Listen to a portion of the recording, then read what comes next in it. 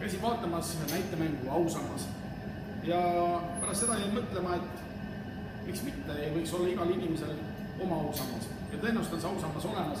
Näiteks mina mõtlesin, et mul võiks olla midagi sellist. Ühel päeval ärkad ülesse ja oled postamendi peal ja sulle tehtud Ausammas. Mille eest võib-olla on natuke ootamatu, sest sa ei tea, mida sa nii head oled teinud või halba, et milleks sind siis postamendi peale pandud on. Aga nagu selles näidendiski inimesed otsisid seda küsimusele vastust, sellele küsimusele vastust, et mis on see, kus me saame siis endale need märgid maha ja millal selle märgi võiks siis ära märgata iseendas. Ma arvan, et see iseenesest ei olegi nii tähtis, vaid küsimus on see, et kes sa oled, mida sa teed. Mina teen leiba sai ja üritan seda hästi teha ja küll siis see Ausammas selle leti peale välja paistab.